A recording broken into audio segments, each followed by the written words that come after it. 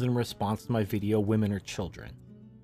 Now, this comment I wouldn't say is awesome or retarded. It's more of a comment that I find very common within MGTOW. In fact, when I made a comment on a Stardust video, basically to the same effect of the point I was making in my Women or Children video, one of Stardust's subscribers, who I haven't really seen much on my channel, so I don't think he's one of my subscribers, but anyway, he made a response video to my comment on Stardust's video.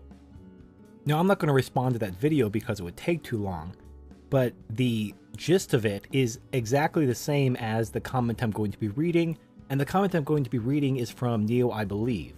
And he's a legit MGTOW. He's been on my channel for a long time. I see him all over the manosphere. He's not a troll or an infiltrator or anything like that. This guy's legit. And I just disagree with him, and I'm going to explain why I disagree with him. But this point of view, which is going to be expressed in the comment I'm going to read, is very, very common. In fact, it might even be like the orthodox view, as you know, as much as anything in MGTOW is orthodox. But this, I think, is the most common view, and this is why, you know, I get the kind of criticisms I get in regards to the subject. But I think, hopefully, I can explain my position and help kind of, you know, change your point of view a bit, and you can see where I'm coming from. So without further ado, I'm going to read this comment from Neo I Believe, which again was in response to my video, Women or Children. Quote, "Great video, but I got to chime in and disagree with one major point. Now, I agree that women assume no responsibility and they have no independence, but this is disappointing to us men because women are adults, not children. See, if women were children, it would be no big deal that they are careless and destructive with the power they've been granted. Toying with the notion that women are children is dangerous, my friend. The minute we omit the fact that women are indeed adults and call them children is the moment we co-sign the insane women are innocent victims narrative that the blue pill world swears by. To call women children is to inadvertently seek some other scapegoat to point the finger at on behalf of the evil that women are choosing to commit. And in doing this, the finger will only be pointed to an innocent man or group of men, right back into the Matrix, no? What's your opinion on this, everyone?" Unquote. Now, me and him actually had a conversation in the comment section, which I also want to elaborate on. But I want to kind of dissect this argument because I understand exactly where he's coming from. In fact, in one of my earlier videos, I asked the question, is gynocentrism biological? And I made the distinction between what I called capital G gynocentrism or lowercase g gynocentrism after some feedback from Coltane and Stardust. Now, Coltane would call this runaway gynocentrism what I refer to as capital G gynocentrism. I'm going to link to my earlier video, Is Gynocentrism Biological, where I break down my argument, but understand if you watch that video that my views have become a little bit more nuanced since then, so let me break down exactly what I mean by capital G gynocentrism or what Coltane would call runaway gynocentrism. Males have an instinctive desire to protect females. In fact, the reproductive dynamics of sexual reproduction in humans necessitates that women be protected and men are inherently more disposable simply because of those reproductive dynamics. Now, if you define gynocentrism simply as male disposability and female protection without any other qualifiers, then gynocentrism is indeed biological, because males will always protect women. They will always be more disposable than women simply because of the nature of sexual reproduction in humans. If we reproduce like bees or something like that, females would actually be more disposable, because in bees, aside from the queen, all the other females are disposable. In fact, 100% of the worker bees, the most disposable bees there are female. The male bees are the drones. Their entire job is to go have sex with the queen. So in bees, it's the females that are disposable. They're the ones going out and, you know, earning the money, quote unquote, by going and doing all the work, while the males just lounge around and fuck the queen. I mean, they get their dicks ripped off, but still, the point is, every species is different, and in humans, it's the males that are disposable, and it's the females that, because of the nature of sexual reproduction, necessitate being protected. Again, if you define gynocentrism as simply those two characteristics, then gynocentrism is indeed biological. But if you look at the dictionary definition of gynocentrism, and in a previous video I mentioned several different dictionaries to prove this, this is not what gynocentrism is. Gynocentrism is caring for the perspective and welfare of women at the expense of men. It's not simply protecting and providing for women or simply male disposability. It goes above and beyond that. And the best way I can explain this is to use examples of humans and animals, or to a lesser extent parents and children. But humans and animals are even more of a stark example. So for example, if you're a farmer that owns livestock, you know, cows, pigs, what have you, you're going to feed your animals. You're going to protect your animals. You're going to put up fences. You're going to put surveillance equipment or something like that to prevent, like, predators or poachers or people stealing your cattle or something like that. You're going to care for your animals. You're going to provide for them. You're going to protect them, even at the risk of your own health or life. If someone was going in there trying to steal your cattle, you'd go out with a gun and defend them. Now, knowing that you are protecting your animals and providing for your animals, is the farmer putting the welfare and the well-being of the animals before himself? Is he living his life for the benefit of the animals? Clearly not. He's protecting and providing for the animals because the animals are providing a benefit to him. The animals, in fact, especially if they're being raised to go to the slaughterhouse to be sold for meat, they're not getting, the best end of the stick at the end of the day. Their existence is to serve the interests of the farmer. The farmer is merely protecting and providing for them because it benefits him to do so. By keeping the animals alive and healthy, they can benefit him in the end. That's why he's doing it. He's not doing it out of some altruistic, we just need to feed the cows for no apparent reason because cows are special. Like in India where they worship cows as gods. That's not what farmers do. They don't worship the cows. The cows exist for their benefit, but they are still protected and provided for. So if you looked at the way farmers treat their livestock, only in a certain window of time, without taking into account their ultimate fate, perhaps going to the slaughterhouse, just looking at when they're being protected and provided for, you may conclude that the farmer is living his life to benefit these animals. But when you look at the grand scheme of things, the animals are there to serve him, not the other way around. He's merely investing in the animals so they could turn around and he can recoup that investment later down the road. And you see the same thing with, pet owners. So let's say you own a dog. You're going to protect your dog. You're going to give it, health care. You're going to give it food. You're going to take care of it. You're going to make sure, it gets its shots and everything like that. Now, why? Because the dog's providing some benefit to you. Even if it's not like a guard dog or a hunting dog and providing some overt utility, you appreciate its companionship and affection.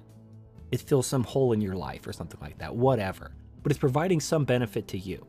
And when that animal is no longer providing a benefit, maybe it gets really sick and the medical bills are getting a little bit too expensive, you can't afford to constantly take it to the vet, you may just have the dog put down. Simply protecting and providing for something doesn't mean you live your life in service to that thing. Just like a farmer who protects and provides for his livestock isn't sacrificing his life and happiness and well-being for the sake of livestock. It's not some livestock-centric system. The farmer is ultimately the one benefiting from the system, not the livestock. And the same thing with pet owners. Now, there are some crazy pet owners who think, they humanize their pets, they dress them up in baby clothes and shit. And yeah, they're crazy. But the average pet owner looks at pets for what they can provide to the person. They don't live their life just serving pets, unless they're a crazy cat lady or something like that. There are crazy people out there.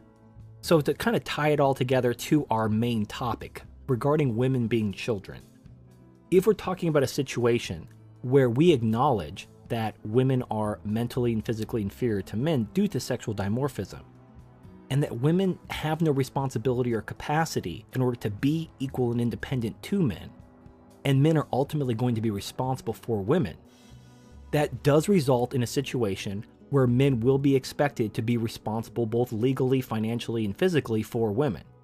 And that can dovetail into a gynocentric system. And I totally understand where he's coming from, and I understand how this works. In fact, I agree that, you have a certain line of events, a certain line of realizations that end or can end in gynocentrism.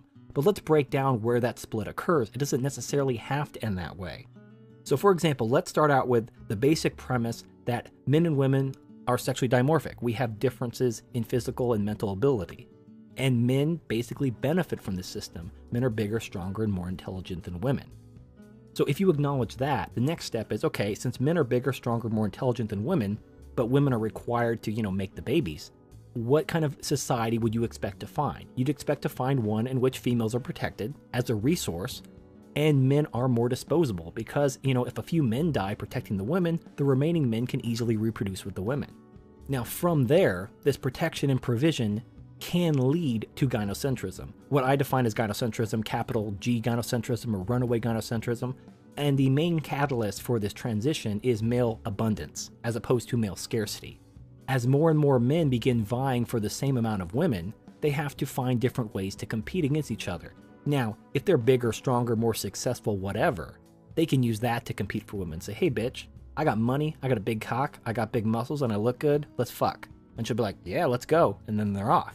But if you're not big, strong, financially successful, have a big dick or whatever, well, you have to figure out some other way to compete for women. And what a lot of men do is they use like, I'm a good man, I can treat you right, whatever, the nice guy approach. And as there's more and more men competing for women, as male scarcity becomes less of an issue and it becomes more about male abundance, in order to compete, especially for quality women, men begin pandering to women. And then the system becomes gynocentric. I touched on this in my video about male scarcity. Now there's a lot more to it than that. There's also resource scarcity, which I touched on in my video about life cycle theory.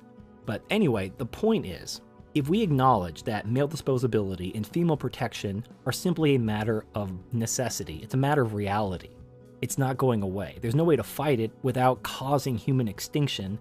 Now that may change. We may be able to get rid of this form of female pandering if we reach a way where we can reproduce without women through transhumanism, which would be awesome, but we're not there yet. We may not be there for hundreds of years. So then the question becomes, all right, if men are going to be responsible for women, how do we prevent a system where women are overtly pandered to at the expense of men? And to that, I look to examples such as pet owners and farmers who own livestock. You don't necessarily need to live your life for the benefit of the woman. In fact, you can treat them for what they really are, as resources for the man. Just like the farmer treats his livestock as resources for his benefit, and pet owners look at pets as resources for their benefit, women are essentially resources for the man's benefit, if the system facilitates that. Now, if the system is gynocentric, what are you going to do? But the system doesn't necessarily need to be gynocentric. Just simply because male disposability and female protection are a given due to biological restrictions doesn't necessarily mean we have to have a gynocentric system. So the example I use with Neo, I believe, is the following. So he asked his question, which I've already quoted before in his quote. Let me read my response. I say, quote, "Not at all. Calling women children doesn't absolve them of their bad behavior. It is natural for dogs to pee on the carpet. However, that doesn't mean you don't rub their nose in it," unquote. Now, think of this example. If you're a pet owner and you own a dog, it is completely natural for dogs to pee on everything. They're just marking their territory. They're being dogs. Now, in the same way, women being hypergamous and, kind of the innate gynocentrism, i.e. male disposability and female protection, these are realities, just like a dog marking its territory by peeing on everything. Now, you could take one of two approaches. You can just say, okay, well, this is nature. Gynocentrism, hypergamy, whatever. We just have to accept it. And we have to absolve women of all responsibility because, they're just being women. So by acknowledging this is female nature, we just have to dust our hands off and be like, well, this is the way women are. Nothing we can do about it, gentlemen. We just have to accept them as they are or walk away from women. There's no in-between. There's no solution because this is female nature. Well, there is a solution. Just like it's completely, dog nature to pee on everything, but you can actually break them of that. You can't solve their nature. You can't change their nature. You can train them not to act on their nature. You can, just like you housebreak a dog, you can, patriarchy break a woman. You have to train her not to do it. You have to rub her nose in it. You don't say, oh, well, you're just hypergamous because you're a woman, you're just being your woman. I can't judge you or hate you for that. No, you don't have to hate her for being a woman. That's what women do. Just like a dog peeing on stuff, you can't blame the dog. You have to train them. You punish them. You rub their nose in it until they stop peeing on the carpet. You say, no, it's a bad bitch. We do that outside. And eventually, they're going to get it. Eventually, they're like, oh, I have to pee outside. Okay, I can't pee all over the carpet. I can't pee on the furniture. Even though that's my instinct to do so because I'm marking my territory, I can't do that because of the punishment. So if you could train a dog, and you could train a child, and you could train livestock, you could train a human being. I mean, we're all animals. And humans are trained all the time. In fact, modern feminism, well, to a large degree, all feminism, but especially modern feminism, starting with third wave, is all about training men to go against their masculine nature, to make them more effeminate. I mean, they can't change the instincts that are in men, that men are born with. They could just beat it out of them through constant repetition, brainwashing, and gynocentric pandering. To just beat it into them, you must be more effeminate, less masculine. So feminism's been doing this for decades, training men to be more effeminate. They understand the power of training people. And now you see all the white knights and manginas everywhere. They're proof that training humans works. You can train a man to be a mangina and a white knight. So why not train women the same way? It's just a matter of who controls the system. Right now, women control the system. So you see all this bullshit, training men to be white knights and manginas. Well, if men control the system, you can control women. You can train them. And it's much easier for men to control women than for women to control men. For women to control men, they need other men to enforce it, because women don't have the power to enforce their own will onto men. If a woman walked up to a man like, "You're going to do what I say," the man's going to look around and be like, "Why? You're smaller and weaker than me, and I'm smarter than you. Why the fuck should I do what you have to say?" Well, she's going to say, "Well, I got these guys behind me with automatic weapons that are going to make you do what I say." And he's like, "Oh, okay, I guess I'll do what you say." So it's not the woman enforcing her will, it's the woman using other men to enforce her will on other men. If the government wasn't there to enforce feminism on men, men would never put up with this bullshit. The government is required to enforce female power. But the government's going to run out of money someday. It's going to collapse. So then where will women be? They'll be nowhere. Now, men in a natural environment can easily enforce their will on women. Say, "Bitch, you're going to do what I say." He's like, Why should I? Because I'm bigger and stronger than you. Or you could just leave. See, there's the wasteland. Leave. Fuck off. I don't need you. And she's going to look around like, "Oh shit, I'm going to die if I leave. I guess I have to do what he says." So there you go. Easily done. This isn't science fiction. I mean, this is like the vast majority of human society. Throughout history, this is how shit got done. I mean, the women chose to submit to the men because they would die on their own, and they know they would die on their own. You don't even necessarily need to resort to violence, but you do have to train them. I mean, just like a dog might run away, like, "Aha, I'm free," and then they realize, "Oh shit, I can't get any food, I'm gonna starve to death," and then they'll kind of come back home like, "Oh crap, I guess I better come back home because I'm hungry." You know, women might just say something, "I'm free, you can't keep me down, I'm a strong, independent woman that don't need no man," and she was like, "Oh shit, I'm gonna die. I better go back and submit to those men." And there they go. They'll come back just like a stray dog. Because they literally can't make it on their own. So anyway, Neo, I believe, responded to my comment by saying, "Good point, but a dog who escapes the fence and bites a nearby mailman is, quote, just being a dog. And it's a dog's master who faces legal ramifications for it. What I'm trying to say is that the minute we deem women as children, we leave an open slot for someone who's not responsible for their wrongdoings to take the fall. Again, it's just my theory, but I'd like to hear from everyone else."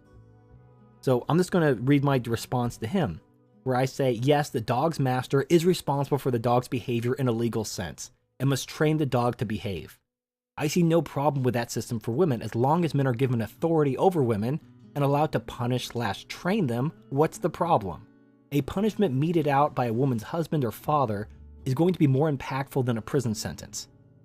Sometimes a spanking is more effective than a timeout, unquote.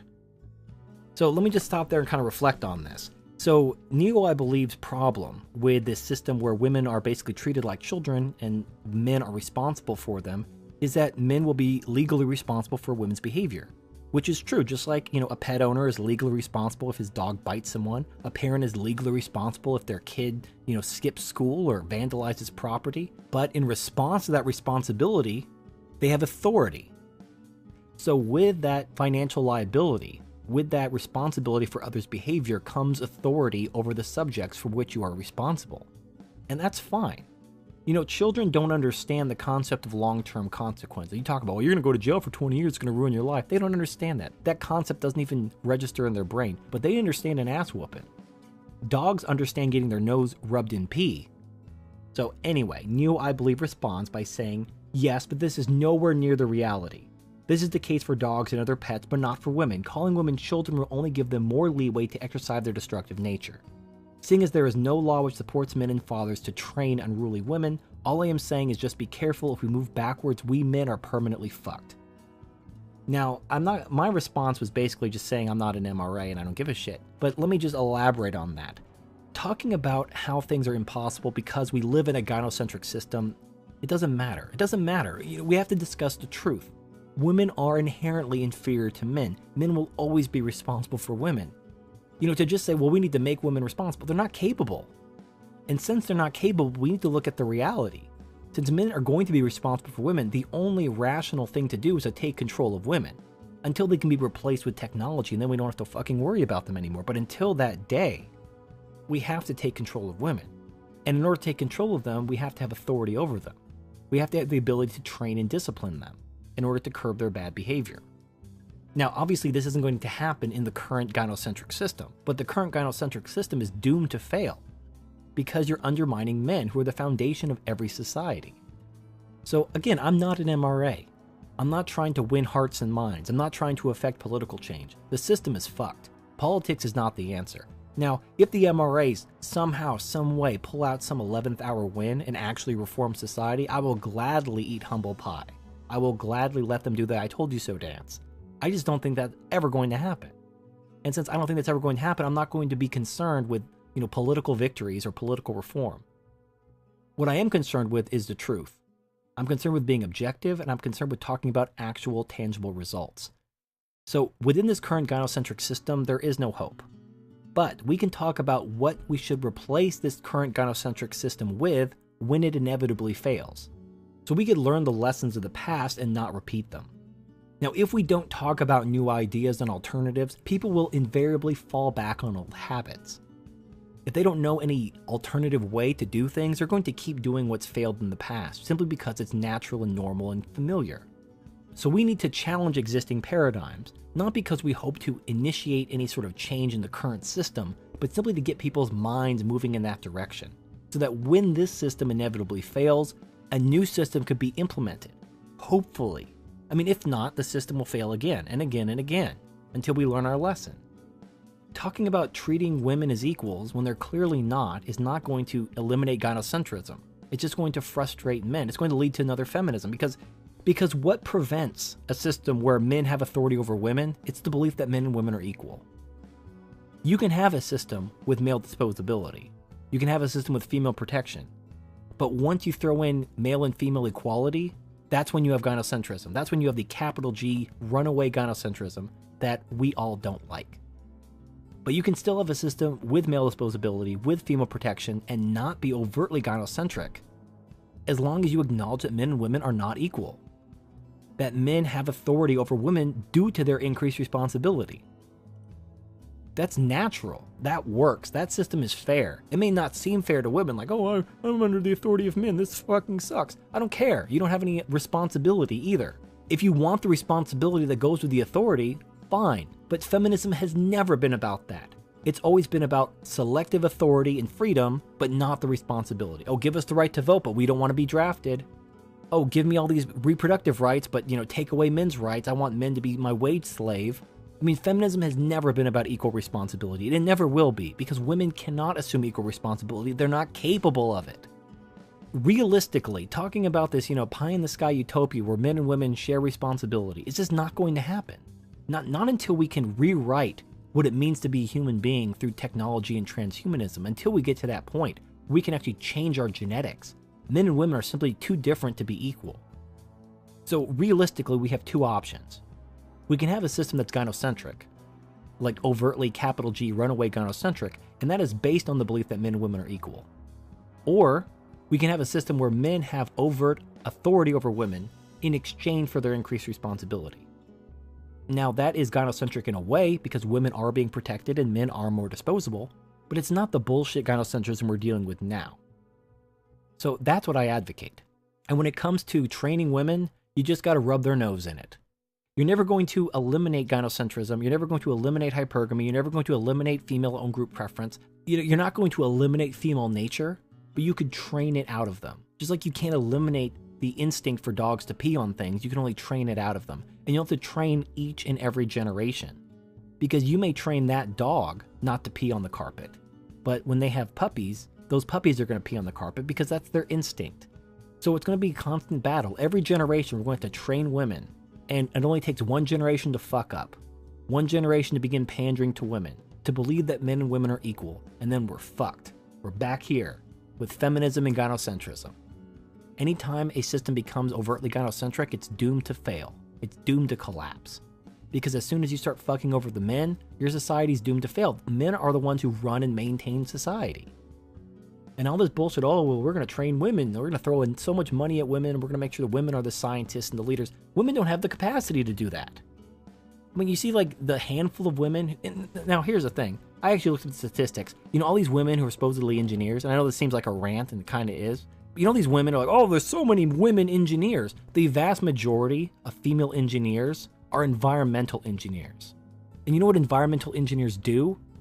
They do government compliance. They make sure businesses are compliant with like EPA regulations. They don't build shit. They don't design shit. They make sure companies are compliant with government regulations. They're fucking bureaucrats, but they call themselves environmental engineers. So all these fucking women who are environmental engineers, they get these feminists to have this like this brownie point, like, oh, look at all the female engineers. Oh, see, women can be engineers just like the boys. No, they fucking can't. If you actually defined engineers like an engineer that designs things, all these women who were in environmental engineering and all this other bullshit would no longer be engineers. It's just like types of intelligence, like, oh, IQ tests aren't everything. There's all kinds of intelligence, like emotional intelligence and social intelligence. Those aren't intelligence. You can't just slap the word intelligence on something and call it intelligence. Logic and reason are intelligence. It's what defines us and what separates us from the animals. Being emotionally empathetic, fucking dogs can do that shit. You're saying dogs are intelligent because they can have a sad face and feel empathy for you? Fucking bullshit. But you just slap intelligence on anything. You're like, oh, women are just as smart as men if you talk about these other kinds of intelligence. Durr. And oh yeah, women could be engineers too because they could be bureaucrats that don't build or design anything. Durr. It creates these talking points. All that matters is the talking points. It doesn't matter that women are objectively inferior mentally and physically, as long as we just make them feel good about themselves and we have a little brownie point and we have quotas.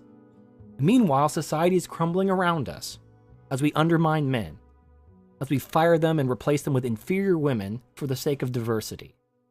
But, you know, don't take my word for it. Just wait for society to collapse. And then when it collapses, blame fucking whoever other than women, other than gynocentrism for what happened, and then repeat the mistake. Keep doing it. Or maybe we could try something else. That's all I'm saying. That's all I'm saying. Let's just open our mind to an alternative. Anyway, this is Turd Fleeing Monkey. Thank you for watching, and I'll see you next time.